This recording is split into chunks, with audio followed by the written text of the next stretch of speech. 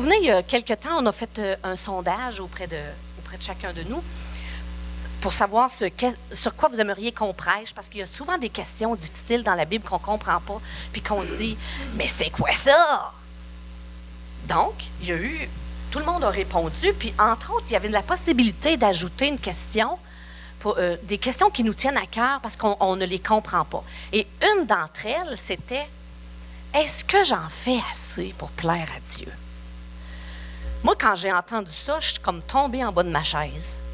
Parce que je me suis dit, oh non, les gens ne sont pas en train de penser qu'il faut qu'ils rament à contre-courant pour essayer de plaire à Dieu. Ça n'a pas de bon sens. La grâce de Dieu, c'est pas ça. Donc, c'est devenu mon sujet de prédication. Est-ce que j'en fais assez pour plaire à Dieu? J'espère que vous allez ressortir d'ici avec une réponse et que votre esprit va être élevé au lieu d'être écrasé. C'est ma prière pour vous ce matin. Mais parlant de prière, je vais prier pour vous.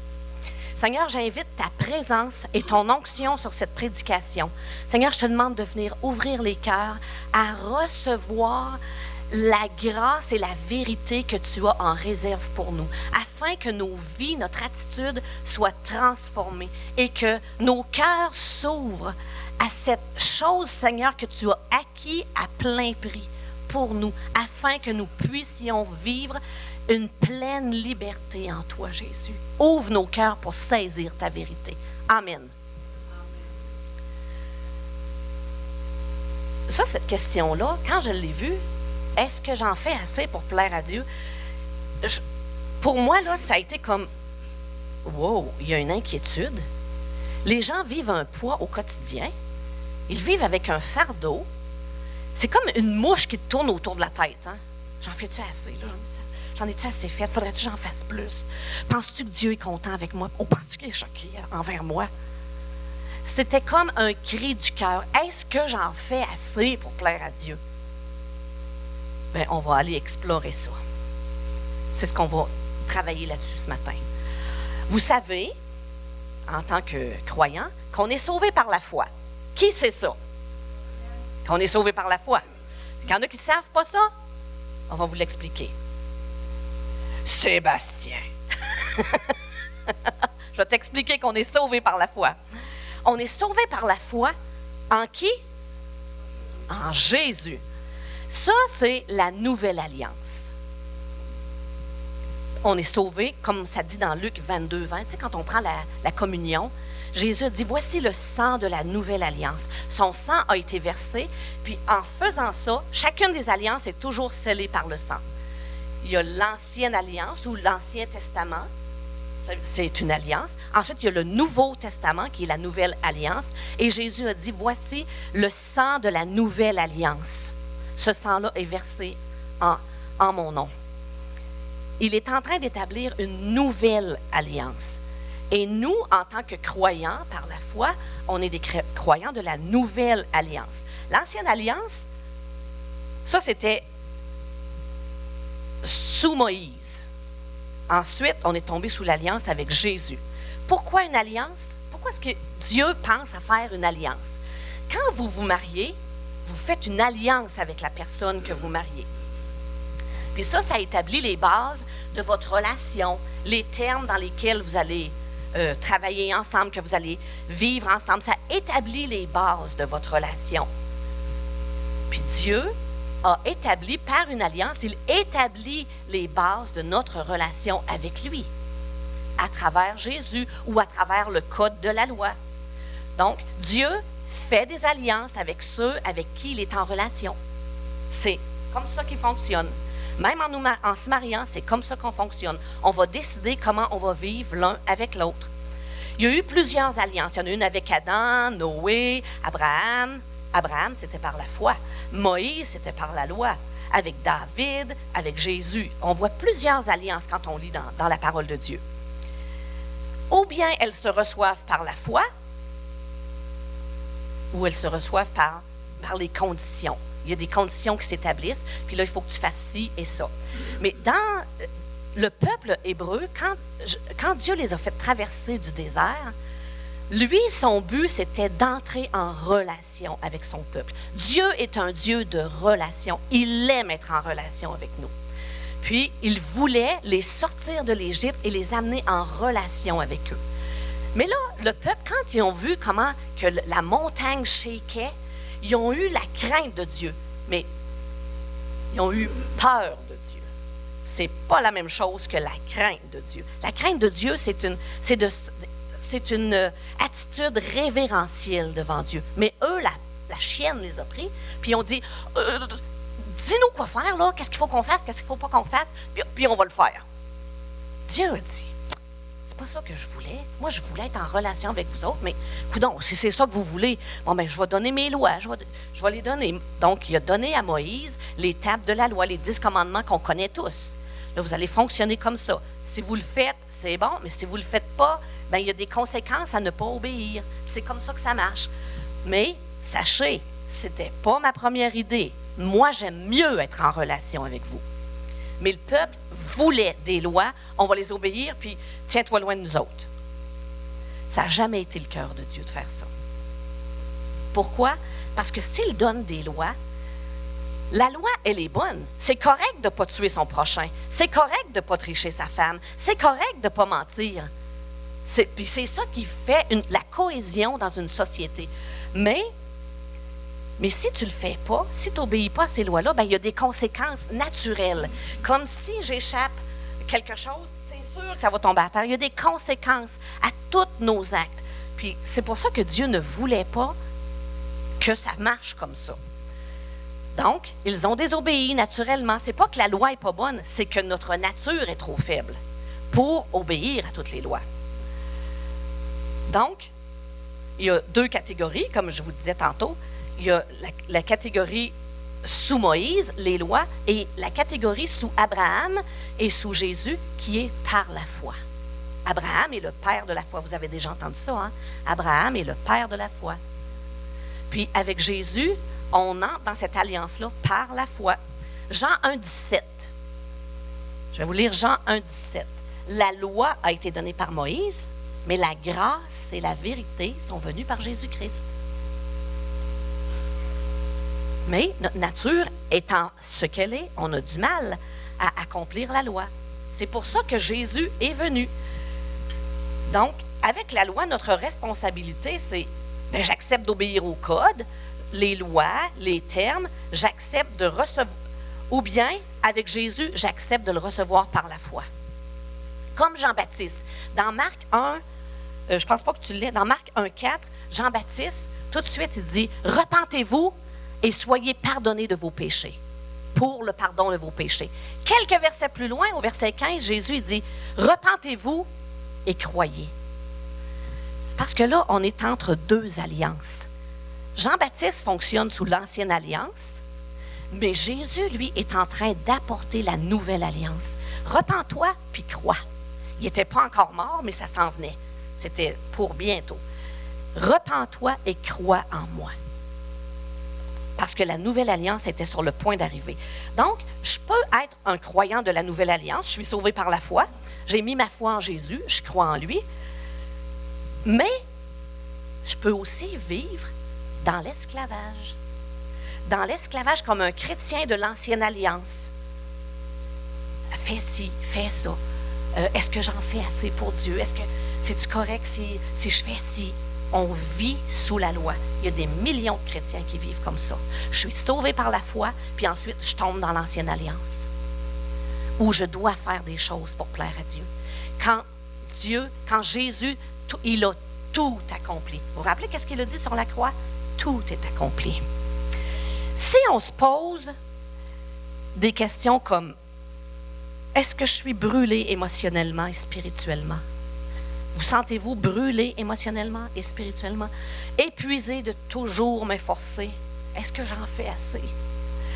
Est-ce que vous êtes toujours conscient de votre péché? Il est toujours comme pas loin, votre péché. Là. Êtes-vous toujours en train de mesurer vos échecs et de vous juger vous-même? Est-ce que vous manquez de vitalité, d'éclat et même d'avoir cette impression de connecter avec Dieu? Est-ce que vous avez une vie généralement détaché de l'expérience d'une vie abondante. Ma vie est tout sauf une vie abondante. Je me traîne, j'essaye de plaire. Est-ce que c'est ça, votre vie? Est-ce que vous êtes toujours un yo-yo entre la foi et le doute? Je sais que Priscille parlait du doute la semaine dernière. Mais êtes-vous toujours en train de dire « Oh oui, Seigneur, je te crois. Oh oui, mais...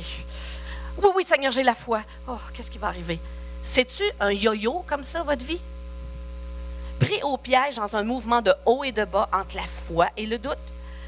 Est-ce que je suis constamment en train de douter de la bonté fondamentale, de la nature et des intentions de Dieu?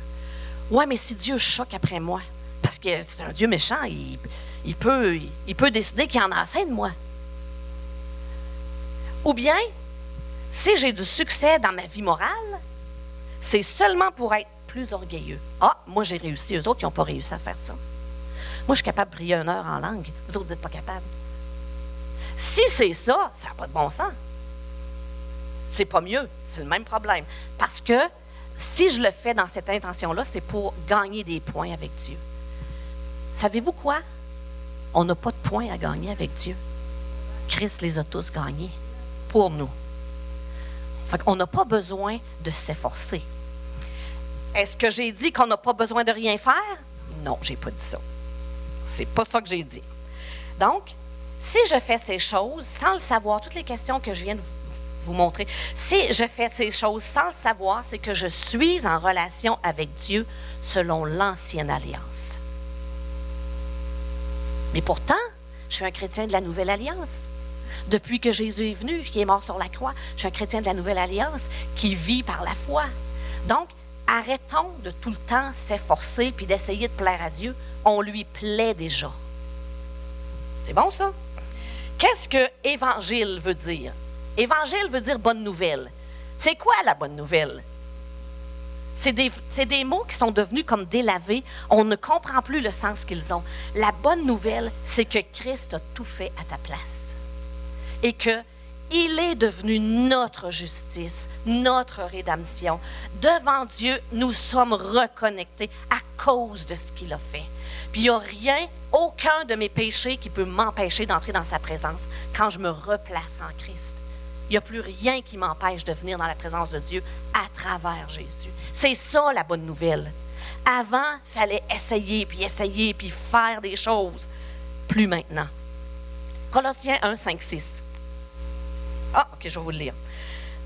Selon la version de la Passion, votre foi et votre amour augmentent au-dedans de vous alors que vous accédez à tous les trésors de votre héritage. Savez-vous que vous avez un héritage, que c'est un trésor et que vous y avez accès? Alors que vous accédez à tous les trésors de votre héritage qui sont gardés dans les lieux célestes. Mais là, vous allez me dire, oui, mais Doris, sont dans les lieux célestes. C'est loin. Mais savez-vous qu'en Christ, vous êtes assis dans les lieux célestes? Vous êtes assis avec Christ dans les lieux célestes et votre héritage, les trésors que Dieu a pour vous, ils sont là.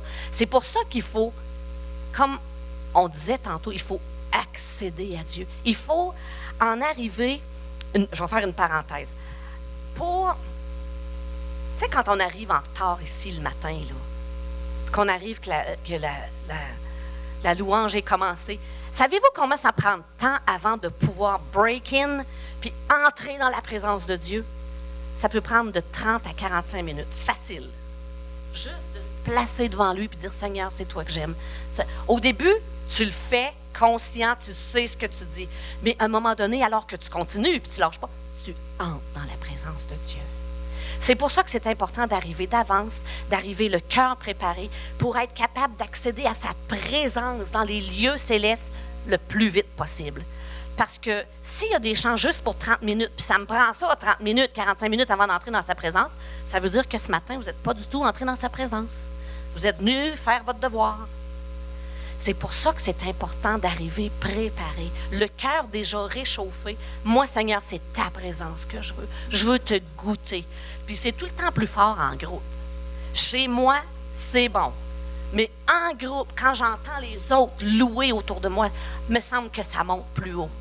Il y a plus de puissance pour que la fusée monte et perce le ciel.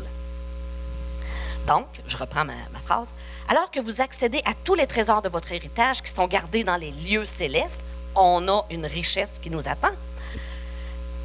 La révélation du vrai évangile, l'évangile que tout a été accompli à ma place, il a payé à ma place, est aussi réel aujourd'hui que le jour où vous avez entendu parler de notre espérance glorieuse. L'Évangile apporte une espérance dans nos cœurs. Maintenant que vous croyez à la vérité de l'Évangile, Christ a amené la vérité et la grâce. C'est ça la bonne nouvelle. C'est un merveilleux message de l'Évangile qui est répandu partout, changeant les cœurs avec puissance. Le fait de savoir et de comprendre que Christ a pris ta place. Tu n'as pas à essayer de plaire à Dieu. Tu n'as pas essayé de devenir juste devant Dieu. Il l'a fait pour toi. Ça change les cœurs avec puissance partout à travers le monde, tout comme il est en train de vous changer, vous, maintenant, alors que cette vérité est en train de descendre dans vos cœurs. Tous les croyants de cette bonne nouvelle portent des fruits. Quand on saisit que je suis justifié devant Dieu, parce que Christ l'a fait, ça change ma vie, ça m'aide à porter des fruits pour la vie éternelle alors qu'ils expérimentent les réalités de la grâce de Dieu. Les réalités de la grâce et de la bonté de Dieu dans ma vie. Ce n'est pas juste une réalité dans la vie des autres ou une réalité qui est tellement loin que je ne pourrai jamais la saisir. Ça devient vrai dans ma vie. Dans la conception populaire, nous, on a un Dieu qui est en colère, qui est choqué, prêt à combattre tous ceux qui ne lui obéissent pas, qui ne se conforment pas à ce qu'il le dit. C'est vrai? On a été élevé dans une culture comme ça. Dieu fait attention parce qu'il peut choquer, puis il ne sera peut-être pas content. Mais Dieu, dès le début, avait un plan pour nous secourir, même avant la création. Il y avait déjà sa solution, son Fils. Mais son Fils, c'est lui-même aussi. Et ce plan-là était motivé par l'amour qu'il a pour nous. C'est dur à comprendre. Hein? Pourquoi est-ce qu'il m'aimerait? Des fois, j'y pose cette question. Mais pourquoi est-ce que tu m'aimes? Il n'y a rien à comprendre. Comme un parent, il aime son fils. Puis il n'a rendu aucun service. Tout ce qu'il a fait, c'est des tas dans sa couche. Puis il braille la nuit longue. Puis il l'aime pareil. Il l'aime. Puis il n'y a rien à changer à ça. Donc, j'ai reçu la bonne nouvelle du salut par la foi. Puis ensuite, qu'est-ce qui est arrivé? C'est la carotte et le bâton. Vous connaissez ça, hein? Quand tu veux faire avancer un âne, tu y mets une carotte devant lui. La carotte, c'est la bénédiction, c'est l'obéissance. Mais quand il ne veut pas avancer, bien là, tu as le bâton. Ça, c'est parce qu'il désobéit, donc il y a une punition. Puis on pense que notre vie, c'est ça. J'ai été sauvée par la foi, mais après, il faut que j'obéisse à Dieu. Là. Il faut que j'avance. Il faut que je fasse ce qu'il me dit. Voyez-vous, il faut. Faucon. Hein, quelqu'un m'avait dit, la fin de semaine des faucons. Faut qu'on fasse ci, faut qu'on fasse ça. Mais nous aussi, on est une société de faucons dans ce cas-là. Faut que je fasse ci, faut que je fasse ça. Non. Christ l'a déjà accompli à ma place. Si on a cette mentalité de carotte et de bâton, la carotte, c'est la bénédiction parce que j'obéis, puis le bâton, c'est chaque fois que j'obéis pas, j'ai un petit coup. Il y a quelque chose qui m'arrive dans ma vie, il y a un malheur qui arrive dans ma vie, juste pour me remettre sur la traque. Dieu, il ne fonctionne pas comme ça. Cette mentalité-là où on fait juste assez de bonnes choses, puis on évite de faire juste assez de mauvaises choses pour échapper à la punition de Dieu. Quand on est dans cette mentalité-là, bâton et carotte, c'est que notre message est mélangé, le message de foi est mélangé avec la loi. Fait qu'évaluons-nous. C'est quoi? Qu'est-ce qui tourne dans ma tête? Faut que je fasse ci, faut que je fasse ça. S'il y a des faut que, c'est parce que mon message est mélangé. Je ne suis pas entièrement dans la foi. Je suis tombée sous la loi. La loi fait de nous des esclaves. Parce qu'il faut que je fasse ci, il faut que je fasse ça. À chaque fois qu'on se dit « il faut que je fasse ci », ça veut dire « j'ai pas envie de le faire ». C'est vrai? Je me mets comme une obligation. Mais l'Évangile, lui, fait de nous des fils et des filles de Dieu. Christ est venu nous réconcilier. Nous ne sommes plus des esclaves, on n'est plus des orphelins, on est réconciliés avec Dieu. C'est un évangile qui nous transforme, qui nous libère. Puis l'évangile, c'est pas mal plus que juste la gestion de comportement. Bon, arrête de faire ci, là. Là, tu vas plus dans les bars. Là, tu fais plus ci, là. Lâche tes games de vidéo tout le temps, là. C'est pas juste une gestion de comportement, c'est de tomber en amour avec Dieu. Ou, vous saurez me le dire, messieurs, quand vous êtes tombés en amour avec votre blonde, votre femme, est-ce que vous voyez les autres? C'est-tu dur de ne pas voir les autres? C'est pas dur. Tu es en amour. C'est la même chose avec Dieu. C'est la même chose. Mais la discipline ne doit pas être confondue avec la peur. C'est normal que nous, croyants, on ait une discipline dans nos vies.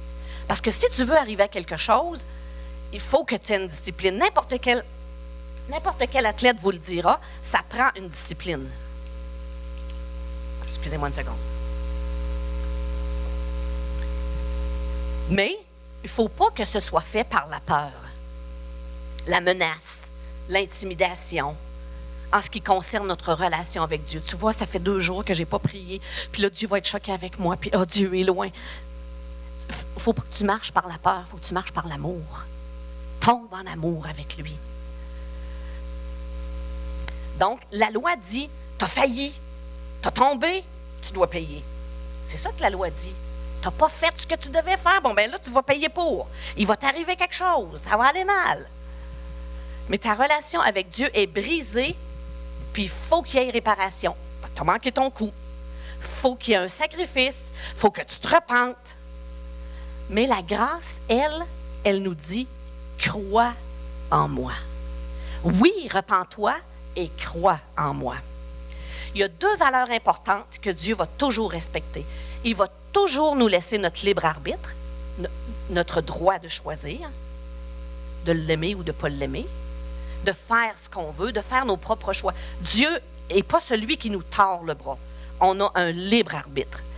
Puis, aussi un amour volontaire. Dieu ne veut pas qu'on soit obligé de l'aimer. Tu m'aimes parce que tu me choisis, pas parce que tu es obligé de m'aimer. Donc, choisis ce que tu veux, puis aime-moi si tu veux. Ça, c'est les 2 valeurs que Dieu ne va jamais enfreindre. Ben, plein d'autres qui ne vont pas enfreindre, mais celle-là, là, il ne vous obligera jamais. Dieu nous aime et nous veut pour ses fils et ses filles. Et déjà dans l'Ancien Testament, comme on le voit dans Jérémie 3,19, dans l'Ancien Testament, il le disait déjà. Jérémie 3,19, « Je disais, tu m'appelleras mon Père et tu ne te détourneras pas de moi. » C'était son cœur, même avant le peuple en Égypte. Le cœur de Dieu, c'est d'être en relation avec nous et il veut qu'on l'appelle notre Père. Jérémie 3,22, puis là, ils ont désobéi naturellement, comme nous. Revenez, enfants rebelles, et je pardonnerai vos infidélités. Il a les bras ouverts, comme le père du fils prodigue. Il a les bras ouverts, puis il est toujours en train de regarder, il s'en vient-tu, il revient-tu. Je suis prêt à le pardonner. Il n'est pas là avec son bâton en train de nous attendre.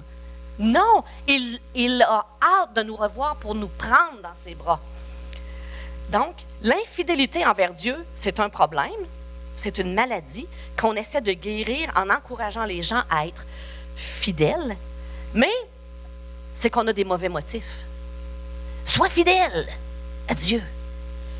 On a des mauvais motifs, on a une conformité rigide, on a des sentiments loyaux, mais par moralité. Hey, ça ne se fait pas là, de faire ça, bon, ben, de regarder ailleurs, je ne le ferai pas. Par culpabilité ou bien par la force, par la coercion. Essaye plus fort. Pauvre que tu l'aimes. Ben voyons donc. Tu as dit que tu aimais Dieu. Essaye plus fort. Donc, c'est tout le temps c'est par mes propres forces.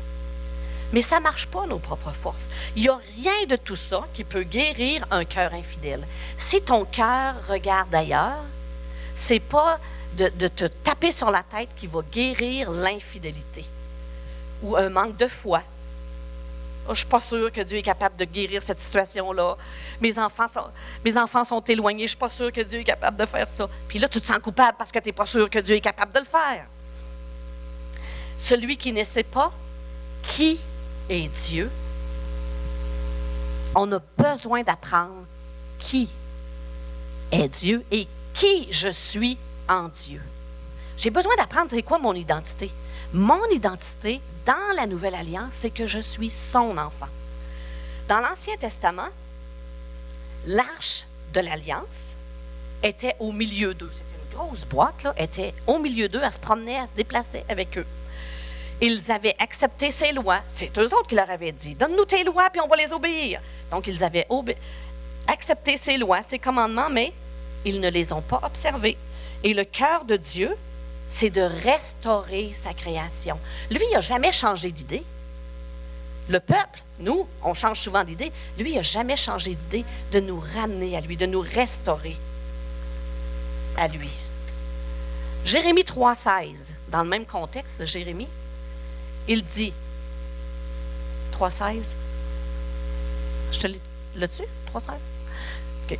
Lorsque vous aurez multiplié et fructifié dans le pays, en ces jours-là, dit l'Éternel, on ne parlera plus de l'arche de l'alliance de l'Éternel. Elle ne viendra plus à la pensée. Dieu parle du futur. Parce qu'ici, Jérémie, on est encore dans l'Ancien Testament, mais il parle du futur. Elle ne viendra plus à la pensée, cette boîte-là. On ne se la rappellera plus, on ne s'apercevra plus de son absence et on n'en fera pas une autre.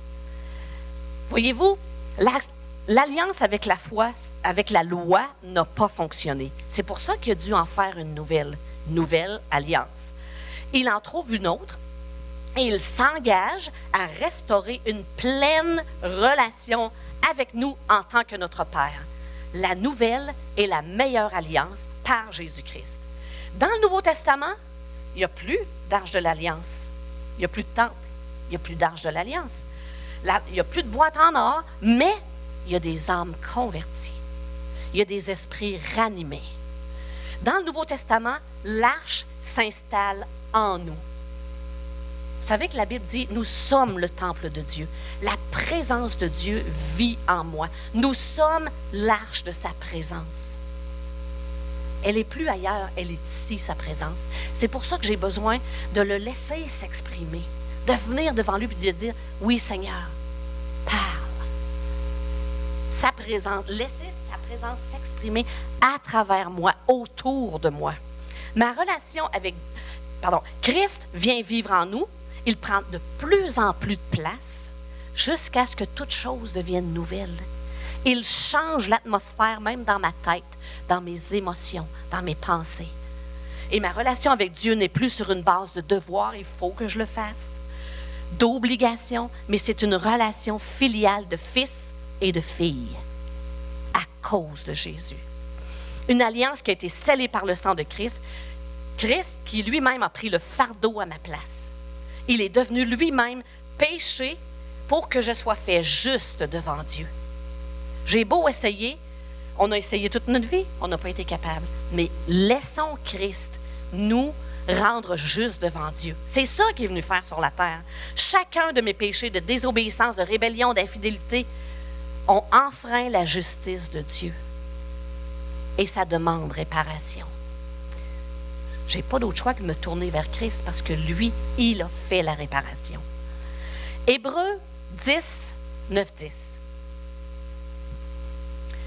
Il dit ensuite, « Je viens pour faire ta volonté. » Jésus dit ça à Dieu, « Je viens pour faire ta volonté. » Il abolit ainsi la première chose pour établir la seconde. Et c'est en vertu de cette volonté, il a fait ce que Dieu désirait que soit fait, payer le prix de toutes nos injustices, que nous sommes sanctifiés par l'offrande du corps de Jésus, une fois pour toutes. Pas besoin d'essayer de le refaire encore à travers mes actions. Seigneur, pardonne. Je fais ça pour essayer de me justifier devant toi. On n'y arrivera pas. C'est impossible. C'est ça que Christ a accompli et ça redéfinit toute notre relation avec Dieu à tous les niveaux. Donc, arrêtons d'essayer par nos propres forces. Hébreux 10, 14.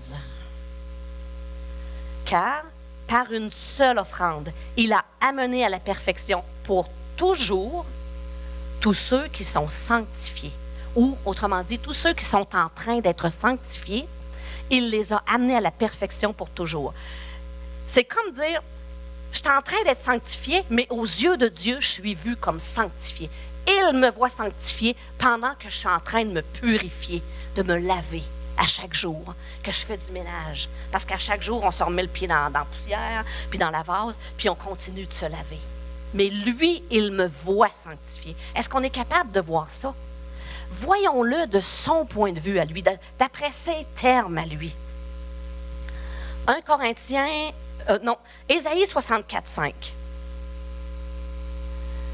Toute notre justice est comme un vêtement souillé. Voyez-vous votre sac de linge sale? Ça pue. Bon, mais ça, c'est quand vous essayez d'être bon.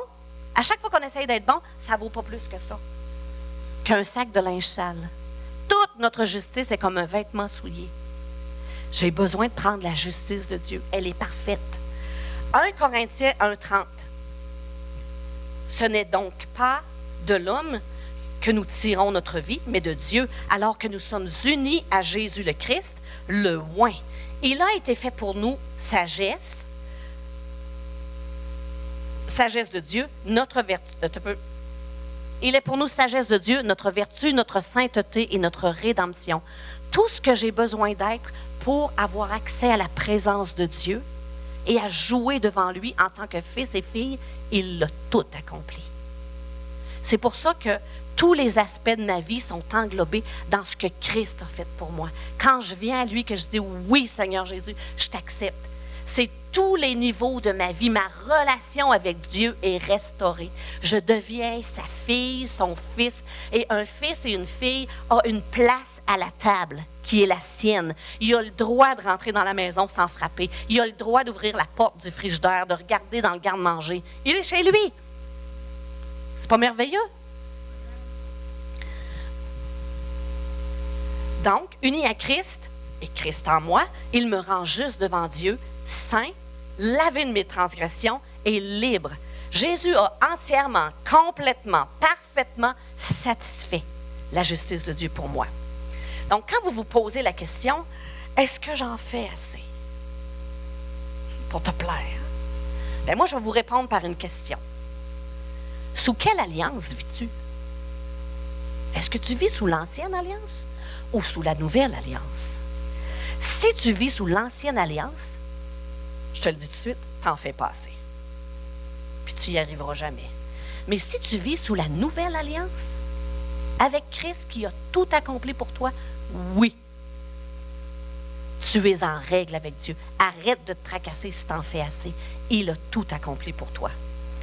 Si vous pensez que vous recevez simplement ce que vous méritez, bien, tu sais, ça fait une semaine que je ne lis pas ma Bible, fait que c'est normal que ça aille mal, là. Si vous pensez que vous recevez simplement ce que vous méritez, la nouvelle alliance n'est pas l'Évangile. C'est pas une bonne nouvelle. Évangile veut dire bonne nouvelle. Fait que c'est loin d'être une bonne nouvelle pour vous. Vous êtes tout le temps dans le trouble parce que vous n'avez pas fait ce que vous deviez faire. Ça ressemble plus à un karma. Parce que le karma, c'est que tu reçois ce que tu mérites. Tout le temps. Ça te revient tout le temps. Mais on n'est pas sous un karma. On est sous la grâce. Puis, vous savez, le royaume de Dieu, ça fonctionne tout le temps tout à l'envers. Hein? C'est quand je suis pauvre que je suis riche. C'est quand je m'abaisse que je suis élevé. Le royaume de Dieu est tout à l'envers. Puis, moi, j'ai constaté dans ma vie que Dieu ne me donne pas ce que je mérite. Trouvez-vous ça, vous autres aussi? Vous n'avez pas ce que vous méritez? Moi, j'en aurais mérité des contraventions. J'aurais mérité de me faire mettre à ma place parce que des fois, je passais des commentaires qui n'avaient pas lieu d'être. J'aurais eu d'affaires à me faire mettre à ma place. Je n'ai pas eu ce que je méritais, mais par contre, j'ai tout ce que je ne mérite pas. À cause que je suis sous la grâce de Dieu. Il me donne tout ce que je ne mérite pas. C'est Christ qui l'a acquis à la croix pour moi. C'est pas merveilleux, ça? C'est l'invitation qu'il vous fait. Non, vous n'aurez pas ce que vous méritez, mais vous allez avoir tout ce que vous ne méritez pas. Mais si je fais des œuvres pour gagner sa faveur, son amour, son pardon, son approbation, si c'est ça qu'on essaie de faire parce que je veux gagner sa faveur, Galates 5.4 nous dit,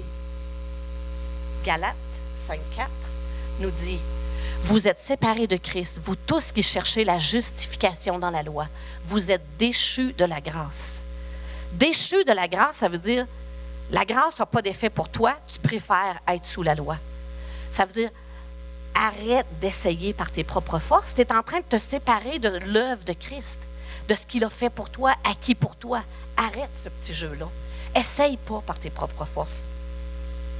Si vous voulez vous rendre saint en remplissant les exigences de la loi, ce n'est pas seulement de corps que vous êtes séparés d'avec Christ, le oint. Vous êtes déchus de la révélation de la grâce. Mais ma prière, en préparant cette prédication-là, c'était, Seigneur, amène la révélation de ta grâce dans nos cœurs. Tout ce que tu as fait pour nous. Galates 2.21 nous dit, je ne rejette pas la grâce de Dieu, car la justice s'obtient par la loi. Christ est donc mort en vain.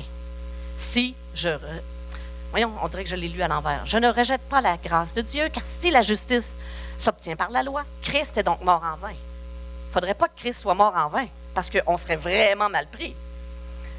Romains 5.20, lui, nous dit, « Or, la loi est intervenue pour que l'offense abonde. » Parce que si je vous dis, regardez pas la route, la première chose qu'on pense, c'est de regarder la route. C'est vrai, hein? À chaque fois qu'on se fait dire « fais pas une telle affaire », on a tendance à faire une telle affaire. La loi est intervenue pour que l'offense abonde. Il a mis des lois, puis automatiquement, on a le goût de faire le contraire de ce que ça dit. Mais là où le péché a abondé, la grâce a surabondé. Essayez de tout cœur de plaire à Dieu, s'évertuer à s'essayer, de faire mieux, se promettre de ne plus recommencer. Si c'est ça, ma vie spirituelle, ma marche avec Dieu, alors je suis condamné. Oui, je vais être sauvé parce que j'ai accepté Jésus par la foi, mais je suis condamné au désespoir, à la défaite ici sur la terre, s'il faut toujours que j'essaie par mes propres forces. Romains 5.19, je ne pense pas que tu le laisses, mais c'est juste au-dessus. Romains 5.19, je vais vous le lire. C'est pas loin, je vais vous trouver ça. Il n'y a pas beaucoup de feuilles qui tournent. Oh, vous avez tout ça sur vos téléphones, vous autres, hein? Vous êtes modernes. OK. 5.19. Car, comme par la désobéissance d'un seul homme, beaucoup ont été rendus pécheurs, de même par l'obéissance d'un seul, beaucoup sont rendus justes. Donc, il y en a un qui meurt et tous meurent avec lui. Il y en a un qui ressuscite et tous ressuscitent avec lui. Quand j'étais en secondaire 5, j'ai fait mon cours de conduite. Tu suis ton cours de conduite, tu fais ton test écrit, puis ensuite tu t'en vas faire ton test pratique. Tu t'en vas faire ton test pratique. Bon, je vivais à Québec à cette époque-là, puis je ne sais pas si ça fonctionne encore comme ça, mais en tout cas, on allait un groupe faire notre test, puis sur le groupe, ils choisissaient une personne. Donc, on est 4 gars, une fille. Devinez qui ont choisi? La fille. Ils me choisissent. Là, Doris, tu vas aller passer le test, puis si tu passes le test, tout le monde réussit le test. Mais si tu manques le test, tout le monde échoue. Bon, on est en février, à Québec, c'est l'hiver, les routes sont glacées, je suis dans le coin de Saint-Sacrement, j'arrive dans le haut de la côte, la lumière tombe rouge. Bon, OK. Là, j'attends mon tour, qu'elle tourne verte. Là, je viens pour partir. La roue tourne sur la glace. Mais moi, j'ai pas de pratique. Je sais, j'ai pas de voiture pour me pratiquer à conduire, puis je suis comme, je sais pas trop quoi faire, puis je suis stressée parce que lui, il est, tu sais, un grand maigre, là, sec, assis à côté de toi, il était obligé de débarquer et de pousser la voiture. Bon. On revient au bureau. Les 4 gars se lèvent en même temps. Oui, puis... j'ai rien dit. C'est lui qui l'a dit. Oh, Les gars étaient insultés parce que là, ça veut dire qu'ils viennent de pas passer leur test. Un seul sont morts, tous sont morts.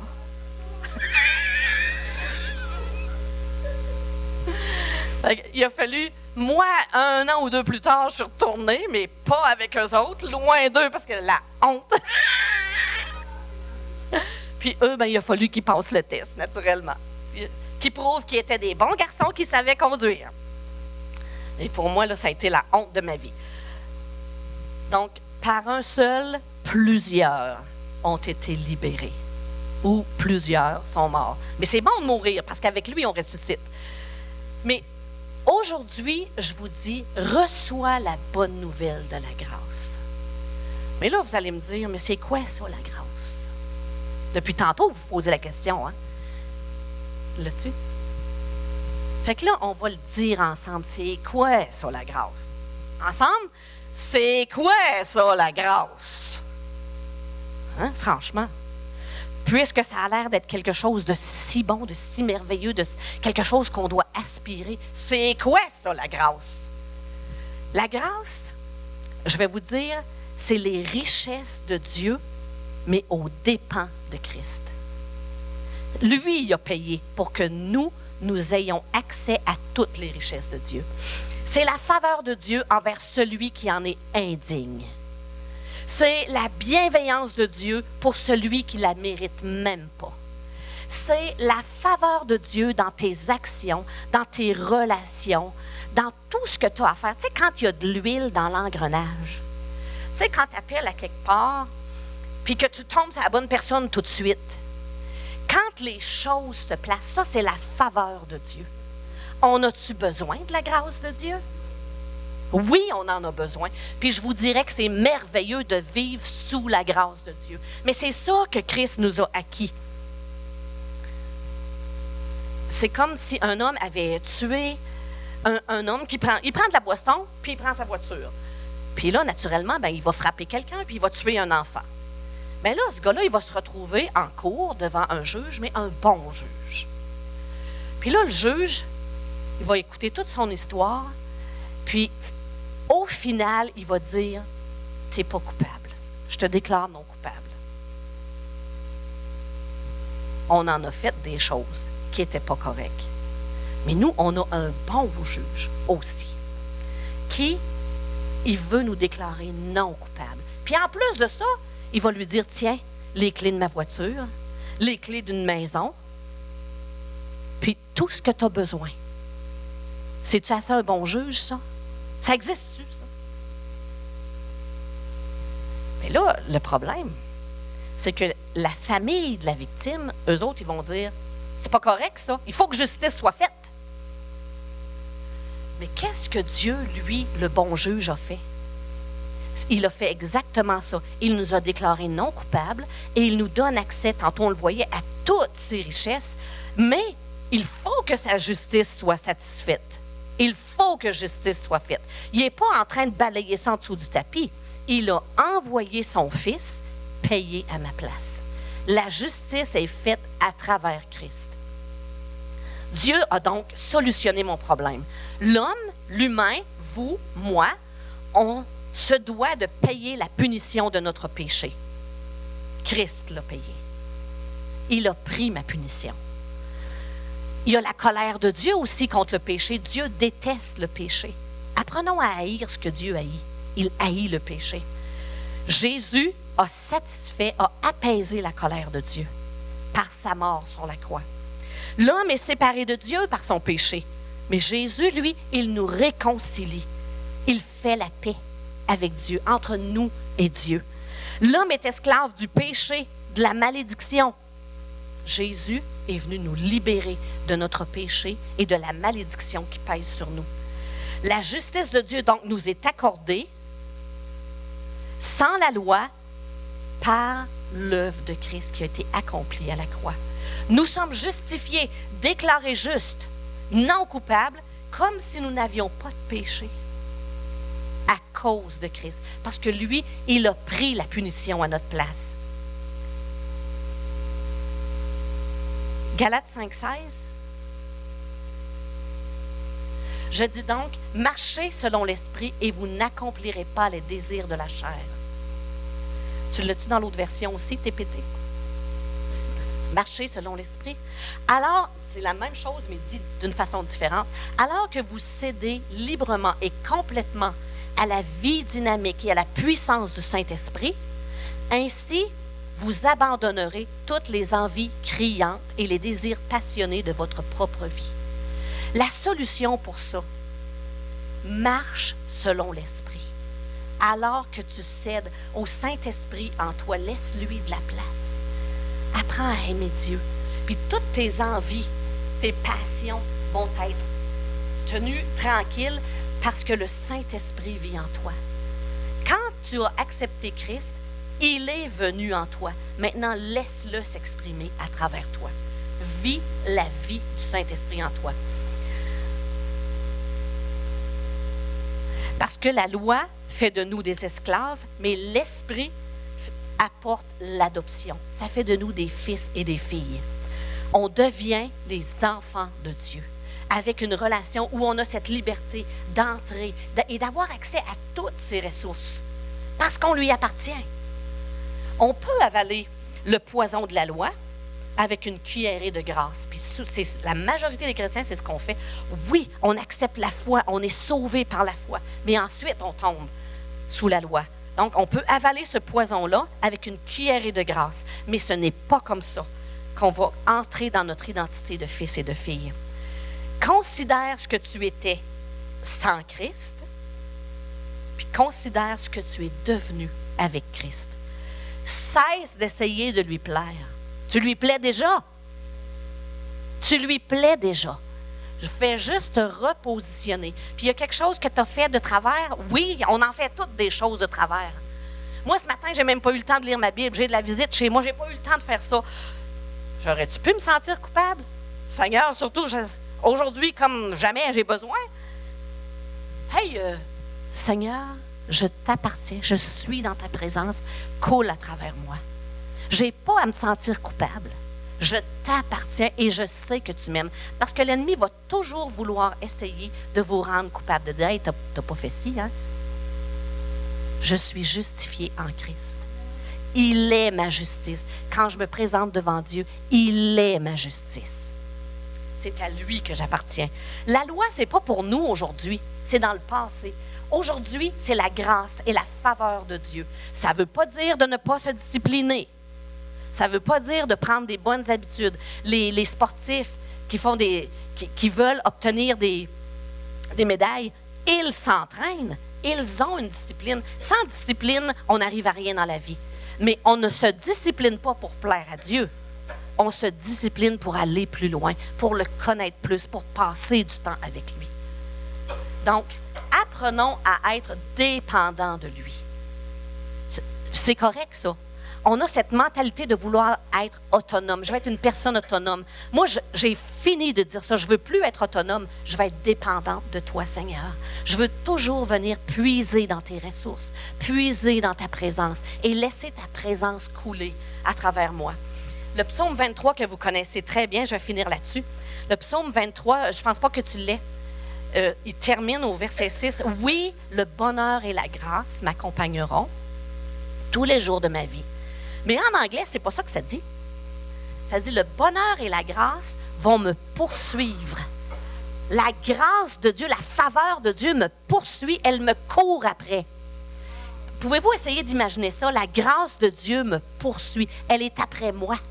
Elle veut me saisir. Laissez-vous attraper. Amen. Soyez bénis.